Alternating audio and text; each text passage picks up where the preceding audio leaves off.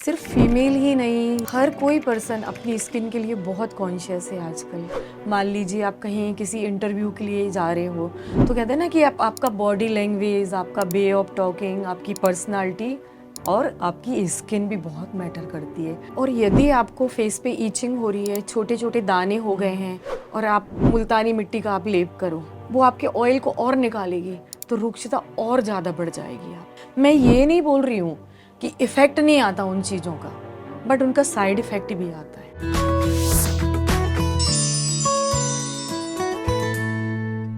Hello friends, एक बार फिर से आप सभी का स्वागत है दिव्य ऋषि आरोग्यम संस्थान पे। आज हम बात करने वाले हैं कि हम अपनी स्किन की देखभाल कैसे करें। बहुत से ऐसे लोग हैं, खासकर हमारी फीमेल्स और हमारे यंगस्टर्स, जो स्किन को लेके बहुत ज़्यादा कॉन्शियस हैं। तो इसी के बारे में जानकारी देने के लिए आज हमारे साथ फिर से जुड़ चुकी हैं डॉक्टर दीप्ति जैन। तो आइए मिलते हैं डॉक्टर दीप्ति से। नमस्कार डॉक्टर दीप्ति। तो आज आप हमारे दर्शकों को इसके बारे में क्या बताने वाली हैं? देखिए रुचि, आप बिल्कुल राइट कह रहे हो। हर कोई पर्सन अपनी स्किन के लिए बहुत कॉन्शियस है आजकल। सिर्फ फीमेल ही नहीं, यंगस्टर्स ही नहीं, हर एज ग्रुप का बंदा चाहता है कि उसकी स्किन बहुत अच्छी हो। ना उसकी स्किन पर कोई स्कार हो, ना कोई पिगमेंटेशन हो, ना झुर्रियाँ हो, ना झाइयाँ हो। मीन्स स्किन बिल्कुल भी डिस्पैची ना हो, किसी भी तरह का उसमें डिस्कलरेशन ना दिखे उनको। एक्चुअली क्या है, स्किन एक आपकी अपनी पर्सनैलिटी भी शो करता है। जैसे आपकी बॉडी अगर प्रोपोर्शनेट ऑर्डर में होना चाहिए तो आपकी स्किन भी एकदम अच्छी होना चाहिए, एकदम ग्लोइंग होना चाहिए। मान लीजिए आप कहीं किसी इंटरव्यू के लिए जा रहे हो तो कहते हैं ना कि आपका बॉडी लैंग्वेज, आपका वे ऑफ टॉकिंग, आपकी पर्सनालिटी और आपकी स्किन भी बहुत मैटर करती है कि आप दिख कैसे रहे हो।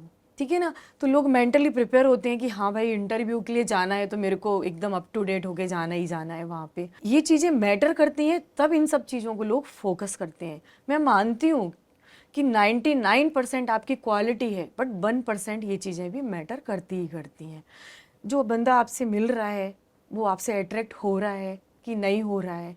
तो स्किन के लिए भी हर बंदा कॉन्शियस है। मैम, जो ऑनलाइन वीडियोस आती हैं स्किन केयर से रिलेटेड, तो क्या वो चीज़ें हमें फॉलो करनी चाहिए? देखिए रुचि, मैं ये नहीं बोल रही हूँ कि फॉलो नहीं करनी चाहिए, बट एक डॉक्टर के सुपरविज़न में ये चीज़ें फॉलो करो। क्योंकि अकॉर्डिंग टू आयुर्वेदा हर किसी का बॉडी कॉन्स्टिट्यूशन मीन्स प्रकृति अलग होती है। आयुर्वेद जो है वो वात, पित्त एंड कफ, इनके प्रिंसिपल पे ही काम करता है। मीन्स दोषानुसार चिकित्सा होती है। जैसे अगर आपकी बॉडी में बहुत ज़्यादा वायु बढ़ी हुई है और आप देखते हो कि आपको बहुत एक्ने हो रहे हैं, ठीक है, और आप मुल्तानी मिट्टी का आप लेप करो, फेस पे आप प्रॉपर अप्लाई करते हो, तो आप खुद समझ रहे हो ना। एक मिट्टी का क्या होता है, मिट्टी ड्राई होती है, रुक्ष होती है, वो आपके ऑयल को और निकालेगी तो रुक्षता और ज़्यादा बढ़ जाएगी। आप पित्त को ख़त्म करना है तो जो ठंडा हो, मीन्स आयुर्वेद में इनको शीतवीर्य और उष्णवीर्य बोला है। शीतवीर्य द्रव्य या शीतवीर्य जो भी आप होम रेमेडी यूज़ कर रहे हो वो पित्त सामक हो। और यदि आपको फेस पे ईचिंग हो रही है, छोटे छोटे दाने हो गए हैं, एलोपैथिक डॉक्टर के अकॉर्डिंग ये बोलते हैं कि फंगस है या फंगल इन्फेक्शन है, ठीक है ना।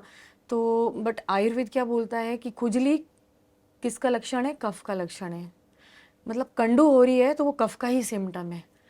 तो अब इसके लिए आप बेस्ट जो एंटी एलर्जिक है, जिसे हम लोग हल्दी, आयुर्वेद में इसका बहुत अच्छा यूज़ है कि अगर आप जैसे बेसन लेते हैं उसमें थोड़ी सी स्मॉल क्वांटिटी आप हल्दी की डाल दीजिए, ठीक है, उसमें थोड़ा सा आप गुलाब जल डाल दीजिए, ये भी ठंडा होता है। फिर इसको आप अच्छी तरह से जहाँ जहाँ आपको प्रॉब्लम हो रही है आप पूरा अप्लाई कर सकते हो, सारे फेस पे भी अप्लाई कर सकते हो, इससे आपको हेल्प मिलेगी। क्योंकि हल्दी एक तरह से अपने आप में एंटीबायोटिक भी है, एंटी हेलमेंथिक भी होती है और एंटी बैक्टीरियल भी होती है, और खुजली को भी ख़त्म कर देगी, दानों को भी सबसाइड कर देगी, ठीक है। तो ये तो रही दोषानुसार चिकित्सा। करेगा कौन? एक अच्छा डॉक्टर जो उसके सुपरविज़न में ही आपने लेना है। अब कुछ चीज़ें ऐसी भी हैं जिन्हें हम दोनों को एसोसिएट कर सकते हैं। अगर स्कैल्प पे बहुत ज़्यादा फंगस है, जैसे नॉर्मली हम लैंग्वेज में क्या बोलते हैं, डेंड्रफ हो रहा है, रूसी हो रही है। अगर स्कैल्प के ऊपर बहुत ज़्यादा डेंड्रफ जमा हो गई है, रूसी हो रही है, तो वो आपके फेस पे गिरेगी, जिसको हम एलोपैथिक में बोलते हैं कि फंगल है। ऑब्वियसली फंगस है तो वो फेस पे गिरेगी, आईज पे भी गिर सकती है, आई लिड्स पे भी गिर सकती है। तो आपकी ये कभी कभी बोलते हैं ना, फंगस की वजह से ये आई लैशेज में बिल्कुल ख़त्म ही हो गई है, वो ही आपके इधर गिर रही है, तो यहाँ पे यहाँ ईचिंग हो रही है, यहाँ ईचिंग हो रही है, यहाँ ईच। तो स्कैल्प के लिए भी आप एलोवेरा का यूज़ करें, ठीक है ना, या मुल्तानी मिट्टी से आप हेयर वॉश करें। ना कि देखो, ट्रीटमेंट हम स्किन के लिए कर रहे हैं, पर हो कहाँ से रहा है, हमें टारगेट उसको बनाना है। रूट कॉज कहाँ जा रहा है? अगर खुजली फेस पे हो रही है, दाने फेस पे हो रहे हैं, पैचेस फेस, स्किन, गले के पीछे भी आपने देखा होगा बहुत लोगों को खुजली होती है। जब ये वेदर चेंज होता है ना, जब वेदर में बहुत ज़्यादा मॉइस्चर होता है, ये जुलाई अगस्त का जो सीजन होता है, उस टाइम ये प्रॉब्लम ज़्यादा होती है। ठीक है, बॉडी में कहते हैं ना, ह्यूमिडिटी की वजह से वो प्रॉब्लम होती है। तो उस कंडीशन में मुल्तानी मिट्टी वगैरह से आप हेयर को वॉश कर सकते हैं, या सीकाकाई है, आंवला है, हरड़ है, उससे भी आप, त्रिफला से भी कर सकते हैं वॉश। तो कहने का मतलब यह है, रूट कॉज पे हमें जाना ही जाना है। आप यहाँ अप्लाई कर रहे हो, प्रॉब्लम यहाँ से आ रही है आपको, ठीक है ना। तो स्कैल्प का जो लेयर है, जो फंगस की लेयर है, वो हटानी है। इवन लोगों का बहुत स्पीड से हेयर फॉल होता है।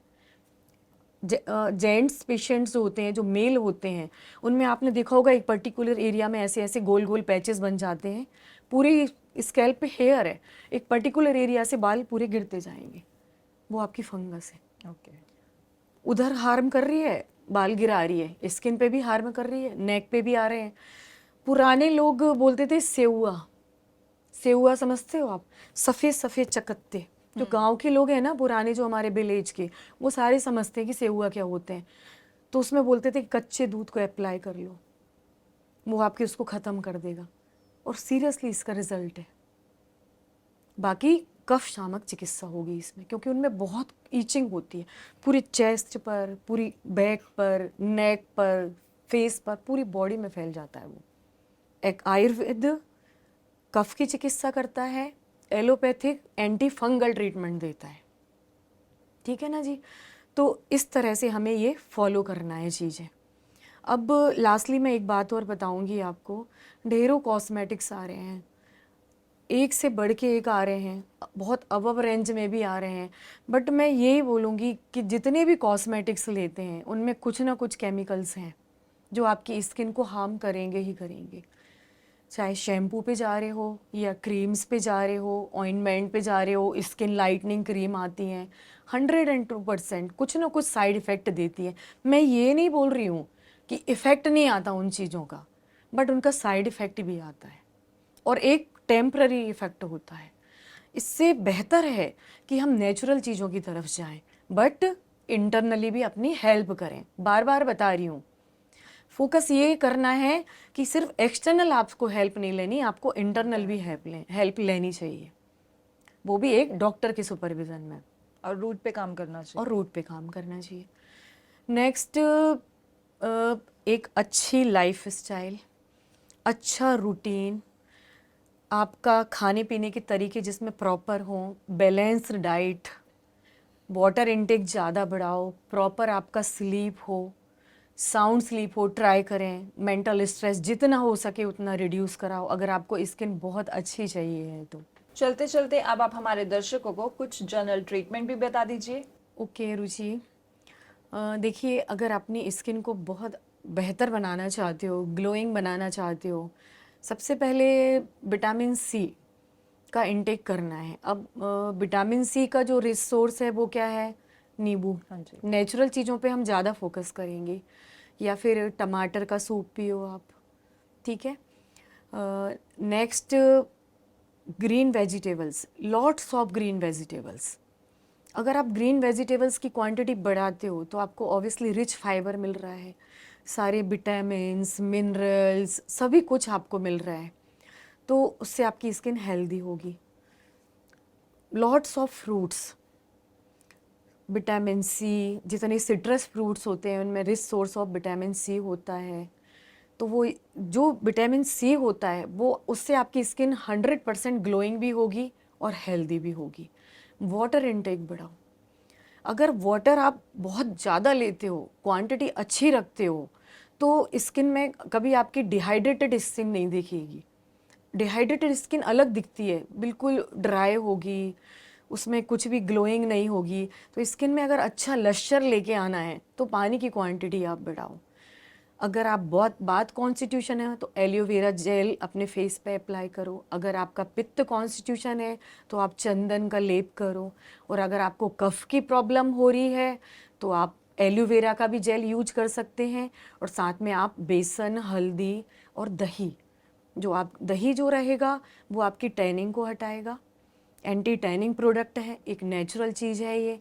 इसके बाद जो हल्दी रहेगी वो आपकी खुजली को कम करेगी। और बेसन जो है वो एज ए स्क्रब आपकी स्किन को अच्छा बनाएगा। Thank you so much doctor Deepti, जो आपने हमारे दर्शकों को स्किन के बारे में इतनी अच्छी जानकारी दी। तो दर्शकों, आशा करते हैं आपको आज की वीडियो पसंद आई होगी। नेक्स्ट वीडियो में हम स्किन के बारे में और जानकारी देंगे, जैसे कि स्किन से क्या क्या डिजीज होती हैं और उसके कुछ उपाय। अगर आपको इससे रिलेटेड कोई भी जानकारी चाहिए तो स्क्रीन पे दिए गए नंबर पर आप कभी भी कॉल कर सकते हैं या हमारी वीडियो पे कमेंट कर सकते हैं। मिलते हैं नेक्स्ट वीडियो में। धन्यवाद।